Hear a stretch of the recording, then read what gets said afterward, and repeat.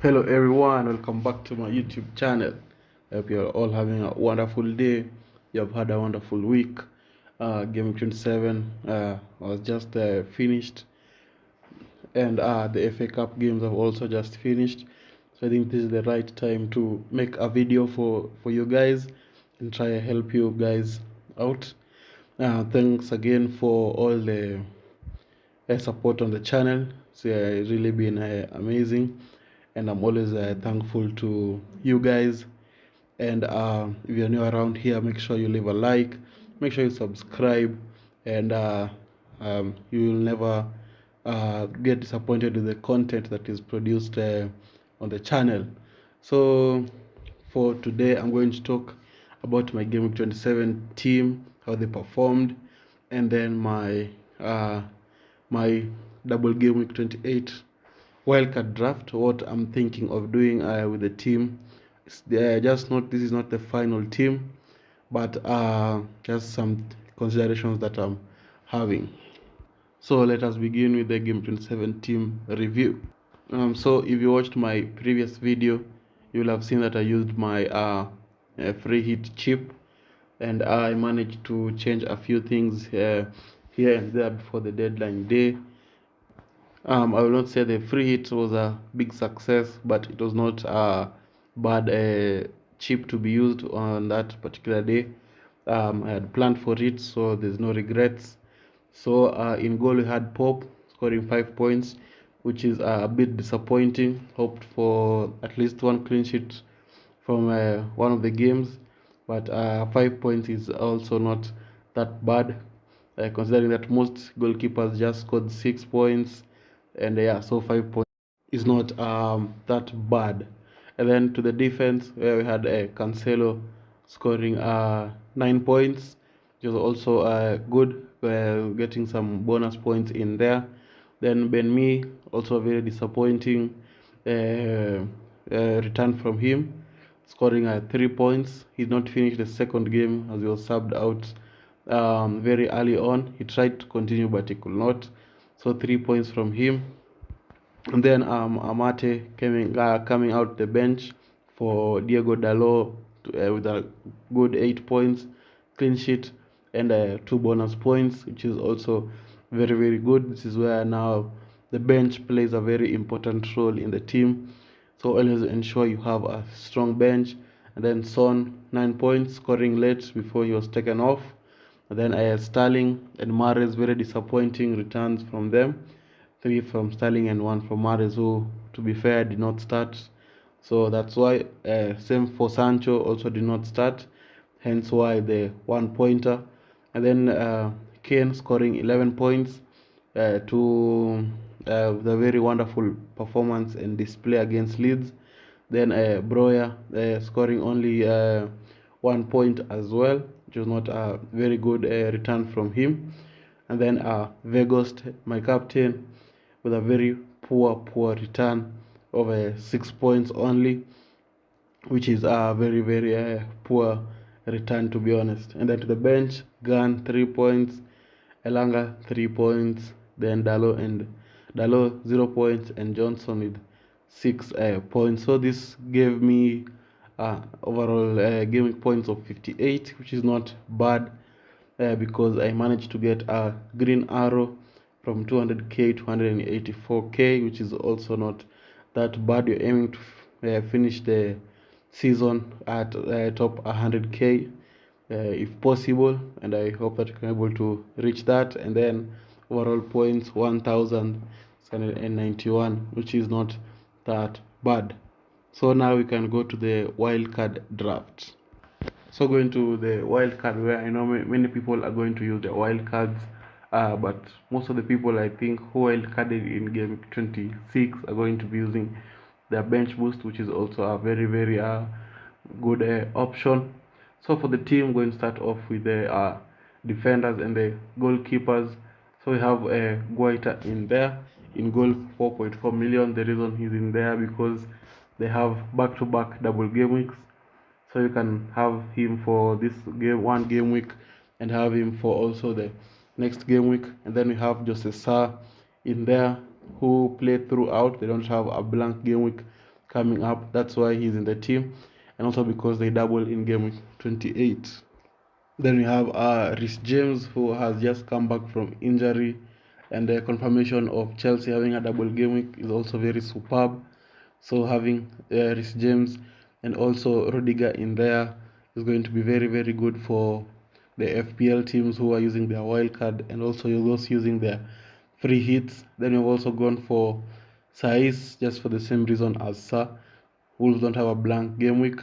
Then you have Livramento in there just because he's a cheap option and he plays every match. That's why he's in the team, just to free up the funds a little bit. And then obviously Trent in there, who I think is undroppable unless you're going for a cheaper player like Robertson, or maybe like Van Dijk or Matip. I think Trent is always nailed on in any wildcard team. So I think yeah, that's why Trent is still in there, and I think that's a very solid defense in there, which you can be able to rotate as you like. Then we can go on to the midfielders, where we have Coutinho, 7.4 million. They also don't have any blank game week coming soon. Same as Ramsey in there. So I think having an Aston Villa player is a very good option for the wildcard team. Then you have Rafinha, who Leeds also don't have a blank game week coming up, and they have a double this week. So I think he's a very good option to have in there.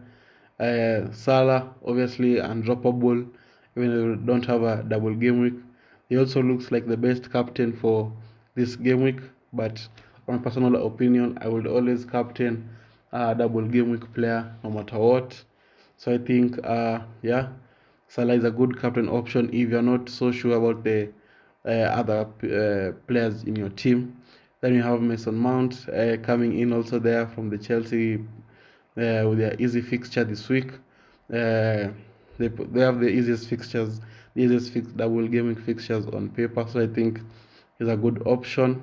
And then I think that's a very solid midfield. You can also rotate. You can sub out.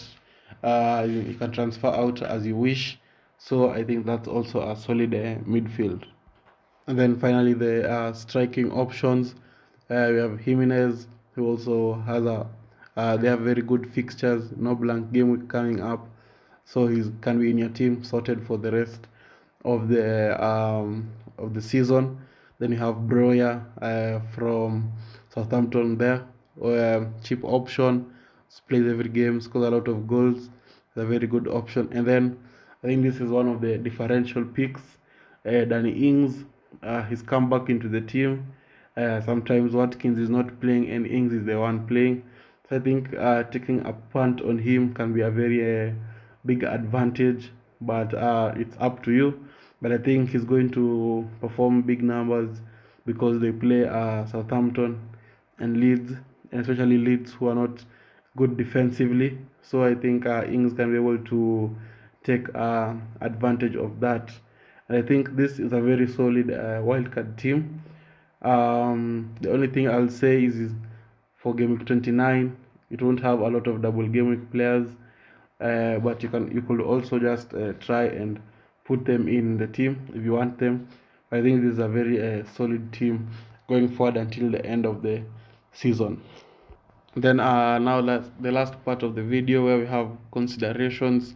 So these are mainly the players who you want to put in your teams, who have also relatively easy fixtures. They have been on form. So I think we can start with Dan James, who game 28 they play Leicester and Aston Villa, and game 29 play Norwich, and 30 they play Wolves. I think the main reason I have Dan James in there is just for a differential pick from Rafinha. Of late, Dan James has had more points than Rafinha, and I think Dan James playing at striking gives me that chance to be able to just put him ahead of Rafinha, and also he's 0.5 million cheaper, so that can save you some funds somewhere else. But Rafinha is the one who takes most set pieces, corners, free kicks, and penalties, and I think he's the better option but I just think for a differential pick, you will go with Dan James.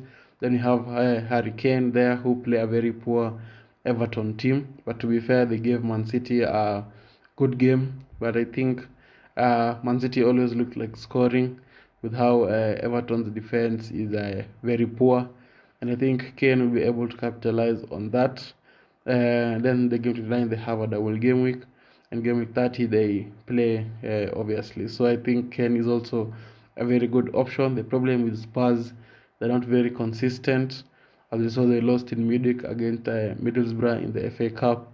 So with Spurs, the consistency is not that good, but Kane is a very solid option. And then the main man, Cancelo, in there. Unfortunately, Man City do not have any double game week fixture coming up. But I think if you want to hold on Man City assets, I think Cancelo is the one you can hold on, because maybe he might outperform most of the double game week players. So I think if you have him and you want to keep him, you can just keep him, because he's a very solid and good option. So with that being said, I like to thank all of you guys for watching. If you have enjoyed the video, make sure you leave a like. Let me know in the comments if you are doing a wildcard, who will you put in your teams, and let me also know the differential differential players you guys are going for.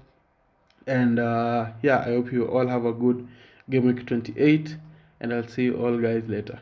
Bye bye.